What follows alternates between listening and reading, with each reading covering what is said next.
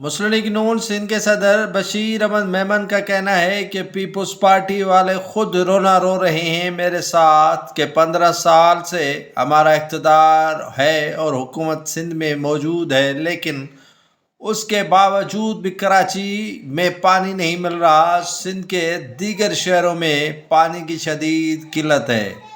میں نے ان کو کہا کہ کیا اب پتہ چلا ہے کہ سندھ میں پانی نہیں، سندھ میں مسائل ہیں، اور جب آپ اقتدار سے اترے ہو۔